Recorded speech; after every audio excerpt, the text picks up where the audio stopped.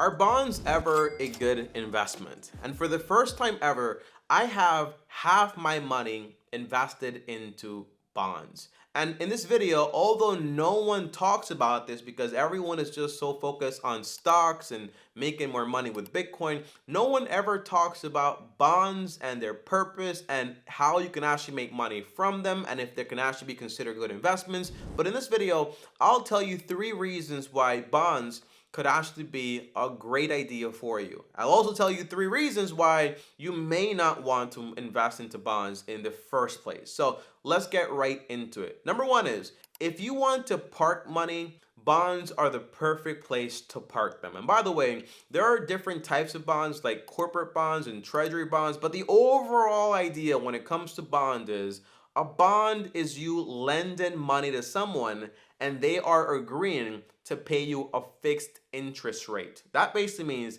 I'm gonna lend you $100. You're gonna pay me 5% on that money every single year. We know exactly how much I lent you, and I know exactly how much you're gonna pay me. But with a stock, the difference is I'm going to buy $100 worth of this company. I am now an owner, but I don't know exactly how much money I'm going to make. So that interest, well, that's what I need to figure out as an investor because it's not told to me automatically. However, though, when it comes to using bonds to park money, that's exactly what I'm doing. And you know who else does this? Well, Warren Buffett and a lot of investors out there.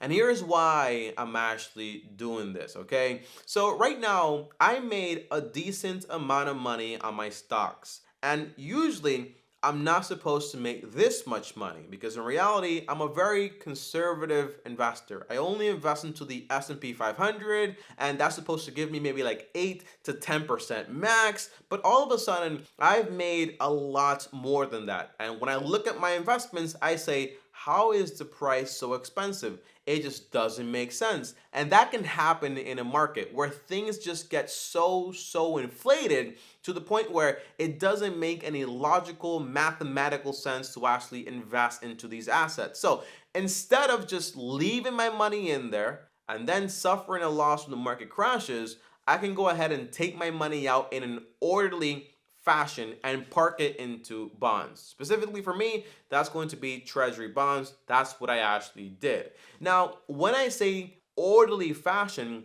it's very important because all of my investments are taxed at long-term capital gains. What that means is I get taxed at a lower rate and it's going to be fixed. It's about like $90,000 worth because I'm married and so on, can be basically like tax-free, like 0%. So I'm able to sell off a large portion of my investment this year in 2025 and pay zero tax. And next year, I can do the exact same thing and pay zero tax, okay? So ask your CPA about long-term capital gains and basically find out exactly how much money you can actually, well, how much of your investments you can sell without paying a single dollar in taxes. Is this legal? The answer is yes.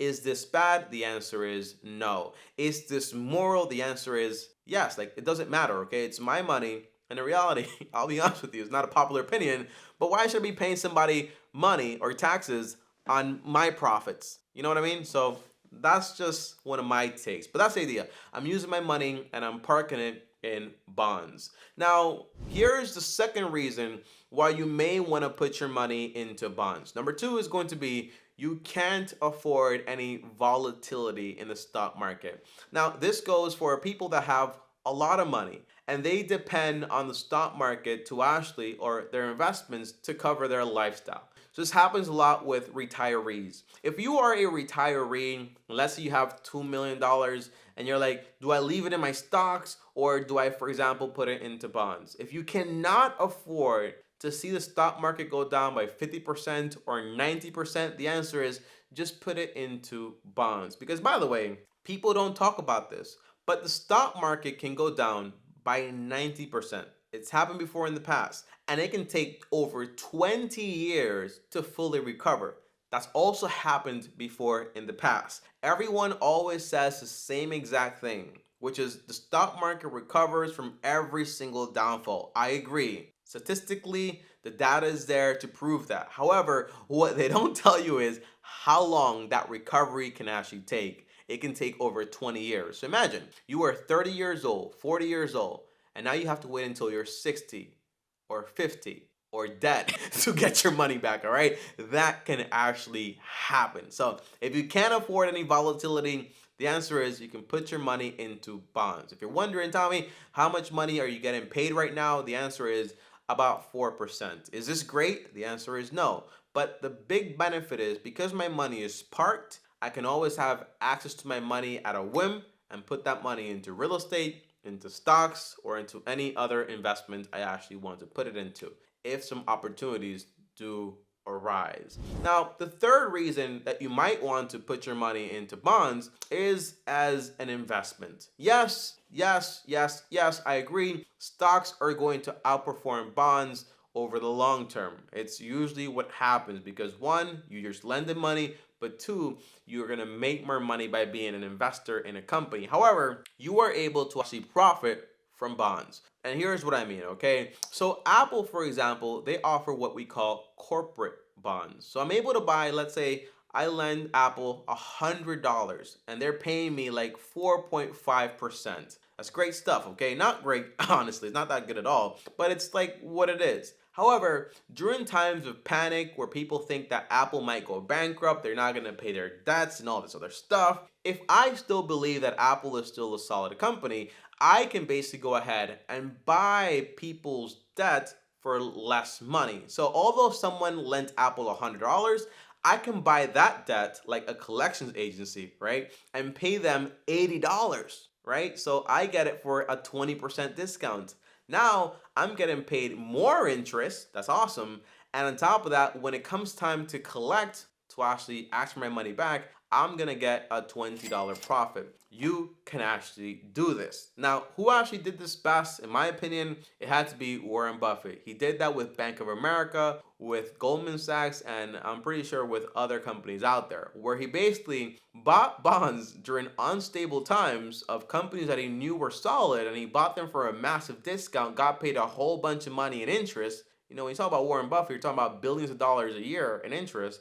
And then when those bonds matured, he got all his money back plus some more because he bought them at a discount. So yes, this is an investment asset too. You can make money for it. You can use it strategically to actually park your money, and you can also use it when you can't afford any volatility in the market. Now, I do want to talk about something very important, and it's what you don't want to do if you're thinking about putting your money into bonds. Number one is don't keep your money in bonds over the long term.